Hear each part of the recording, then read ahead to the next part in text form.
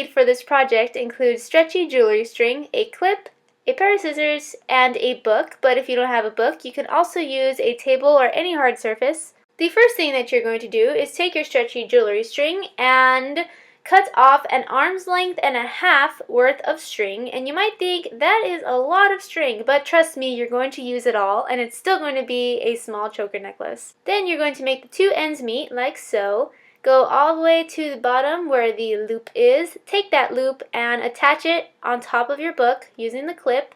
You can use the book or attach it to a table. It doesn't matter as long as something is holding it still. Then you're going to grab the right side, bring it over the left side, making a 4. Then you're going to take it under the left side, bring it through the middle, and with both hands tug both sides so it goes to the top. And you don't have to start on the right. I just said right and left just to make it a little easier. And it makes a little K. I'm just kidding. It makes a little loop. Anyway, and then you're going to take the left side now and do the same thing. You're going to make a 4, first going over it, and then you're going to come back and go under the right side, right here.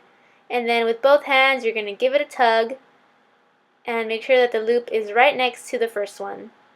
Yay! So if you want a loose choker, make sure that you don't tie it as tight right here.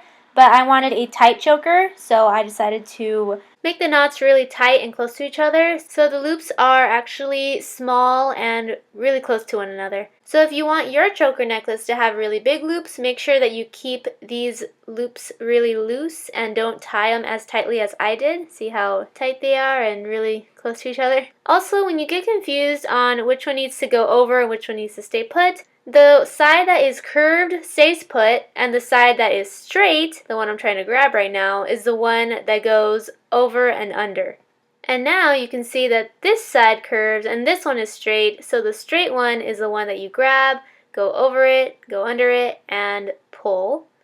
Then the other side is going to be curved, and this one's going to be straight. So you take that straight side and then you go over and under, and that's how I worked throughout the entire rest of the necklace because I kept getting confused on which side I just worked on. And this is the design that you're going to end up with. Mine is very small, again, because I tugged it really tight, but yours could look slightly different if you leave your loops loose. And once I got to the bottom, I just tied 2 knots on top of each other and pulled it really tight to make sure that it's not going to come loose. Then I removed the clip, and I had made a slip knot before, but that's unnecessary. I just made it just to make it, so don't get thrown off. Then I just tied the 2 sides together very tightly to make sure it's not going to come off, and I was done. So all you need to do now is cut off that little bit of excess in the back, and you've got your choker necklace. Now here are a few 90s inspired outfits that incorporate choker necklaces.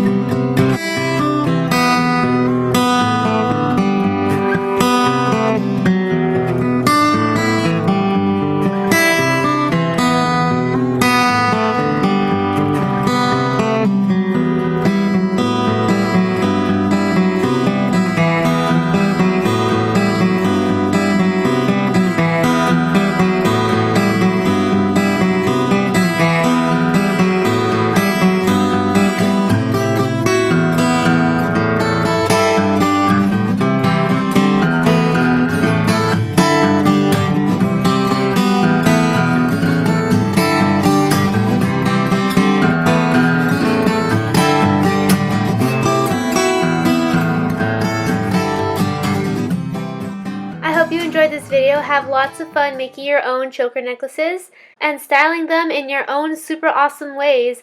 Please leave a thumbs up before you go and click that red subscribe button if you have not already, so I can see you next time. Bye!